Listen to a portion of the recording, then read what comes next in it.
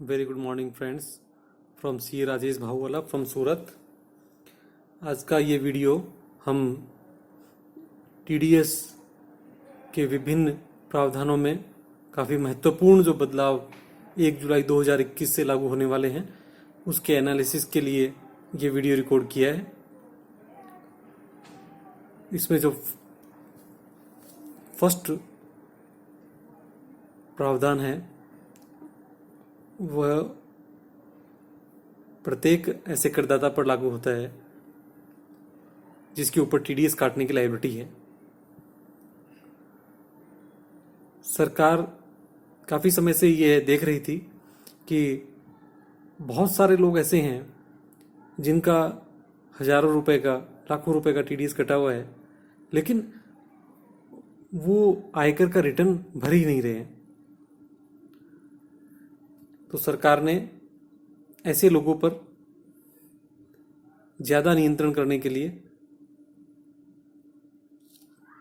ऐसा व्यक्ति, ऐसा करदाता जो टीडीएस काट रहा है उसके ऊपर एक रिस्पॉन्सिबिलिटी डाल दी है कि वो चेक करे कि वो जिस व्यक्ति को पेमेंट कर रहा है क्या उसने पिछले 2 साल में रिटर्न भरे हैं, और प्रत्येक वर्ष में यदि ऐसे व्यक्ति का टीडीएस या टीसीएस 50,000 रुपये से ज़्यादा है तो यदि दोनों सालों में उसका टीडीएस टीसीएस 50,000 रुपये से ज़्यादा है तो उसके ऊपर जो टीडीएस जो रेट लागू होगी वह नॉर्मल रेट से डबल रेट से लागू होगी। इसी तरह टीसीएस की रेट भी उससे अधिक रेट से लागू होगी। तो टीडीएस की डबल रेट या 5% विच एवर इज हायर। तो यह आप टीडीएस काटते वक्त आप ध्यान रखें। इसके एक साथ एक क्वेश्चन आता है कि नॉर्मल डिडक्टर को, नॉर्मल करदाता जो टीडीएस काट रहा है उसे इस बात का आइडिया कैसे लगेगा। इसके लिए काफ़ी कंपनियां डिक्लेरेशन भेज रही थी।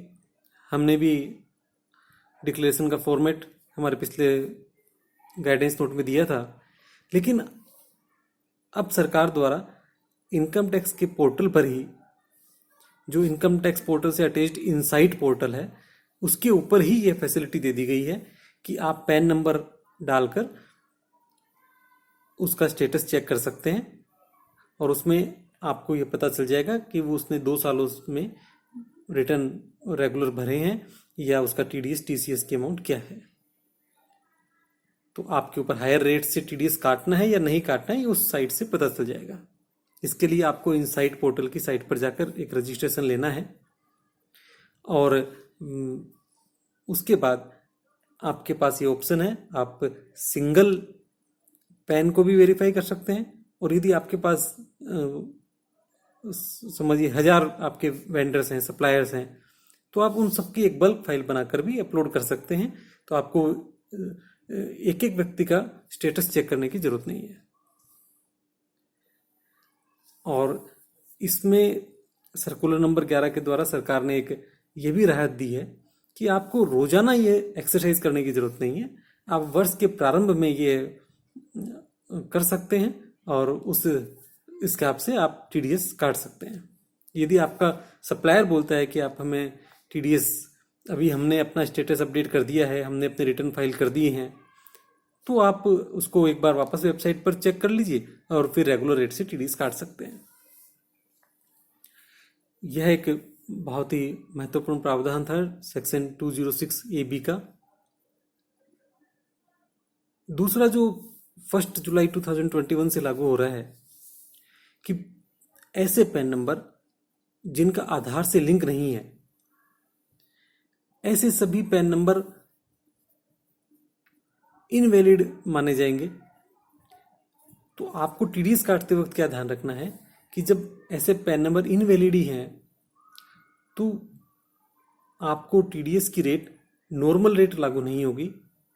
आपको टीडीएस की रेट 20% से आपको उसका टीडीएस काटना है।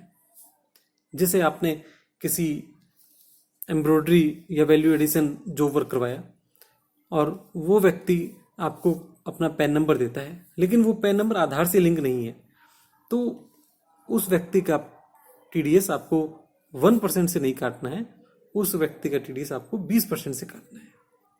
तो इस बात का भी आपको ध्यान रखना है कि आपके जो सप्लायर हैं उनका पैन आधार से लिंक है या नहीं है। थर्ड जो महत्वपूर्ण परिवर्तन 1 जुलाई 2021 से आ रहा है वो है परचेज ऑफ गुड्स पर टीडीएस काटना।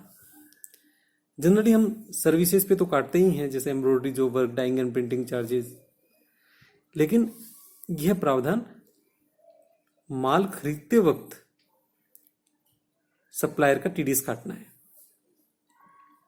आपको ध्यान होगा पिछले अक्टूबर 2020 से भी एक इस तरह का सेम प्रोविजन आया था जिसमें सेलर के ऊपर रिस्पॉन्सिबिलिटी डाली गई थी कि सेलर जब अपना माल किसी को भी 50 लाख से ऊपर का सेल करता है तो उस समय उसको 0.10% की रेट से टीसीएस लेना होता था। लेकिन अब सरकार को चूंकि उसमें थोड़ा अपना गलती का एहसास हुआ और इसलिए अब सरकार ने यह प्रावधान लागू कर दिया है, हालांकि उस प्रावधान को भी खत्म नहीं किया है।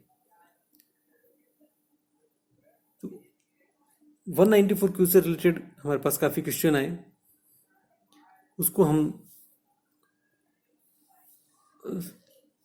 शॉर्ट में डिस्कस करेंगे।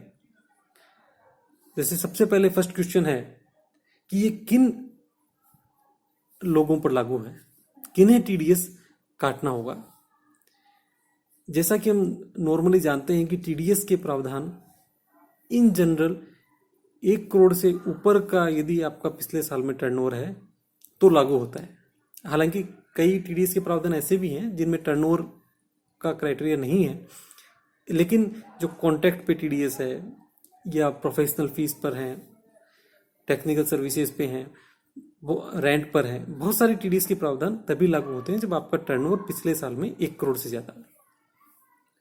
कई लोगों के मन में ये भी कंफ्यूजन होता है कि हमारा 2 करोड़ तक का टर्नओवर था और हमने 44AD में 6% या 8% दिखाकर रिटर्न भर दिया है, तो ऐसे केस में जब हमारे पास बुक्स ऑफ अकाउंट्स ही हमें मेंटेन करने के लिए बाध्यता नहीं है तो हम टीडीएस की लायबिलिटी हमारे ऊपर कैसे आएगी। लेकिन वो दोनों अलग अलग बात है। यदि आपका टर्नओवर 1 करोड़ से ज़्यादा है तो नॉर्मल सामान्य जो प्रावधान लागू होते हैं टीडीएस के वो आपके ऊपर लागू हो जाएंगे, चाहे बुक्स ऑफ अकाउंट्स आप मेंटेन नहीं करें। लेकिन ये जो परचेज ऑफ गुड्स का टीडीएस का प्रावधान है ये तभी लागू होगा जब आपका टर्नओवर पिछले वित्तीय वर्ष में 10 करोड़ से ज्यादा हो। अब दूसरा क्वेश्चन है कि यह हमें कौन से सप्लायर के लिए टीडीएस काटना है। 194Q तभी लागू होगा जब आपने उस सप्लायर से एक वित्तीय वर्ष में 50 लाख से अधिक की परचेज की है और वह उसी अमाउंट पर लागू होगा जो 50 लाख से अधिक है। समझिए आपने किसी व्यक्ति से 60 लाख की परचेज की तो वो आपको जो टीडीएस 0.10% से काटना है वो केवल 10 लाख रुपए पर ही काटना है। तीसरा क्वेश्चन है कि यह टर्नओवर कैसे काउंट होगा। टर्नओवर के लिए हमें यह प्रावधान 1 जुलाई 2021 से लागू है, लेकिन टर्नओवर हमें 1 अप्रैल से ही गिनना है। समझिए 1 अप्रैल से 30 जून के बीच आपका किसी सप्लायर से माल 45 लाख रुपए आ गया है तो आपको, और आपने जुलाई में उनसे 6 लाख रुपए का माल और लिया तो आपका टोटल परचेज उस पार्टी से 51 लाख रुपए गिना जाएगा और आपको केवल 1 लाख रुपए के ऊपर टीडीएस काटना है। यदि 30 जून तक, 1 अप्रैल से 30 जून तक आपका उसका ऑलरेडी टर्न परचेज 60 लाख रुपए हो गया है तो 1 जुलाई से आपको, यदि आप 10 रुपए की भी परचेज करते हैं तो आपको टीडीएस काट लेना है। इस बात का ध्यान रखें। नेक्स्ट क्वेश्चन है कि यदि सप्लायर हमें पैन नंबर ही नहीं दे रहा है तो अब हम क्या करें। तो ऐसे केस में आपको उस पर टीडीएस 5% की रेट से काटना है। फोर्थ क्वेश्चन जो आया है कि टीडीएस कब कटेगा। जैसे आपको ध्यान हो, हमने जो टीसीएस का प्रावधान था जिसमें आपको जब आप माल किसी अपने कस्टमर को सेल करते थे और 50 लाख से ऊपर का होता था तो आपको 0.10% से टीसीएस देना होता था। वो रिसिप्ट बेस पे था कि आपको जब भी रिसिप्ट मिल रही है, पेमेंट कस्टमर से आ रहा है, तो आपको 0.10 से टीसीएस भी लेना है। हालांकि बहुत सारे लोगों ने इसको बिल के नीचे भी ऐड करना चालू कर दिया था और कर भी रहे हैं। वो लीगली या टेक्निकली इतना सही नहीं है, लेकिन सुविधा के हिसाब से लोग उसको बिल में भी चार्ज कर रहे हैं। लेकिन नियम के हिसाब से आपको रिसिप्ट पे चार्ज करना होता है टीसीएस। इसमें जब आप टीडीएस काट रहे होते हैं तो टीडीएस का प्रिंसिपल है, आप या तो उसको जब आपने पेमेंट किया है या माल खरीदा है, तो जो विच एवर इज अर्लियर, यदि आपने किसी को एडवांस पेमेंट भी कर रहे हो परचेज के अगेंस्ट में, तो आपको उस समय उस पर टीडीएस काट लेना है। तो विच एवर इज अर्लियर का कंसेप्ट इसमें लागू होता है। नेक्स्ट क्वेश्चन है कि यदि हम जो कोई माल परचेज कर रहे हैं उस पे कोई दूसरा टीडीएस का प्रावधान भी लागू है, तो क्या हमें डबल बार टीडीएस काटना होगा? नहीं, ये बहुत ही क्लियर है कि यदि आप कोई ऐसा माल परचेज कर रहे हैं जो किसी दूसरे सेक्शन में जिस पे स्पेसिफिकली टीडीएस लागू होता है, तो आपको इस सेक्शन में टीडीएस काटने की जरूरत नहीं है। आपको उसी दूसरे सेक्शन में जो स्पेसिफिकली है उस चीज के लिए, उसी सेक्शन में टीडीएस काटना है।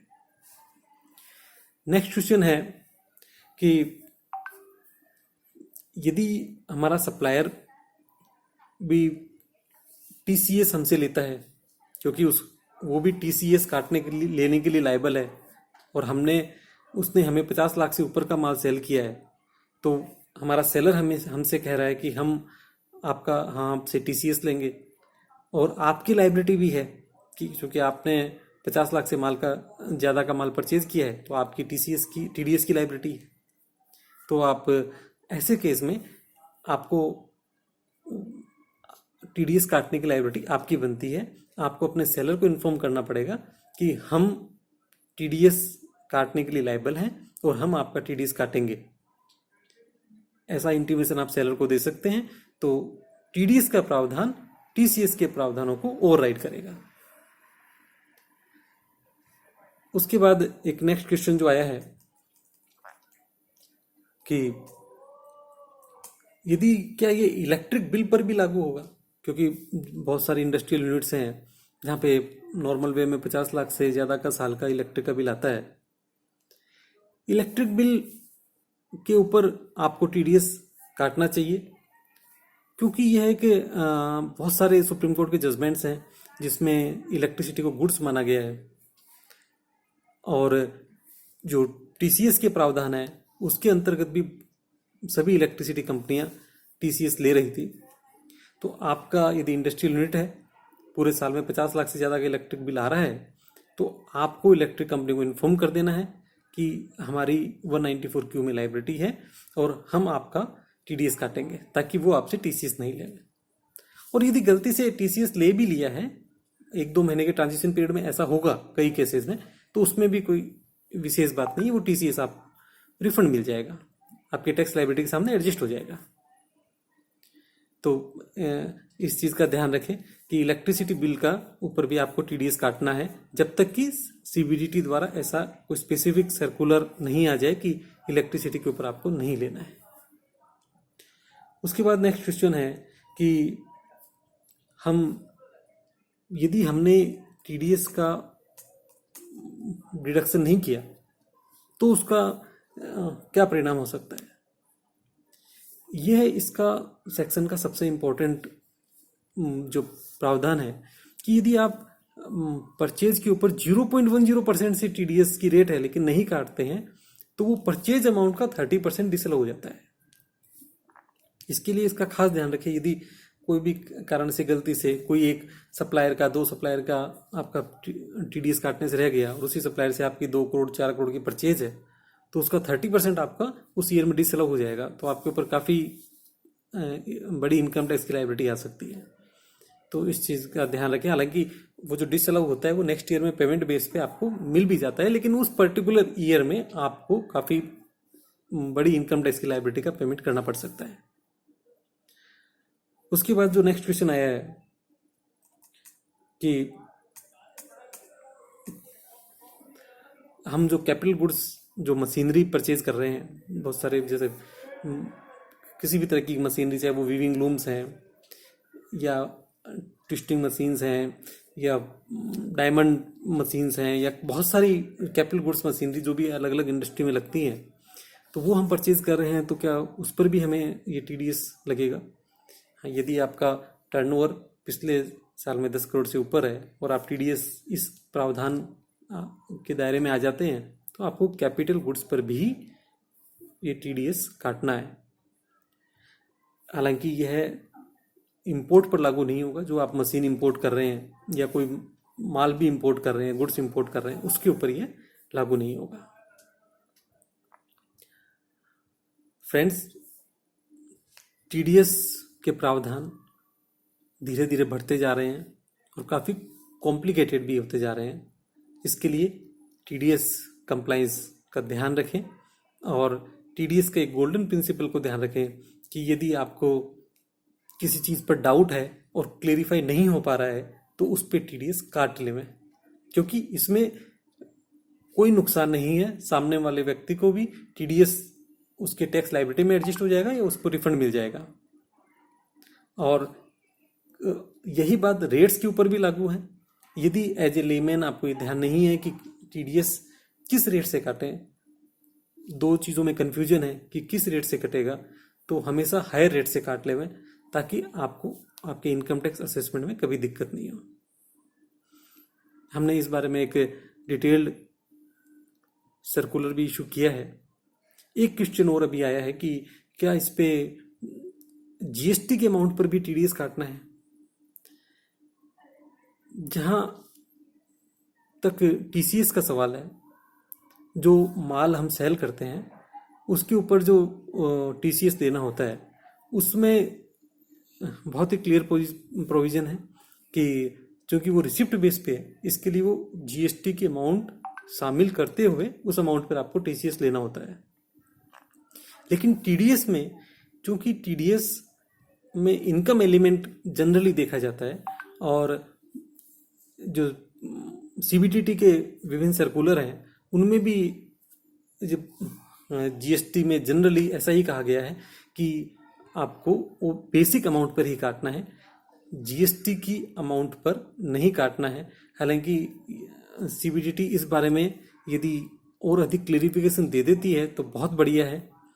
तो आप लीगली जीएसटी के अमाउंट को इसमें इंक्लूड नहीं किया जाना चाहिए, लेकिन यदि आप जीएसटी के अमाउंट को इंक्लूड करते हुए भी टीडीएस काटते हैं तो बहुत, क्योंकि रेट बहुत कम है, 0.10% है, तो आप कुछ दिन वेट भी कर सकते हैं। लीगली इट इज़ ये वाइबल, लीगली ये आप काटने के लिए लायबल नहीं है। सेफ साइड में यदि आप इसको काटते हैं तो बायर के और सेलर के दोनों पे ही नुकसान नहीं है।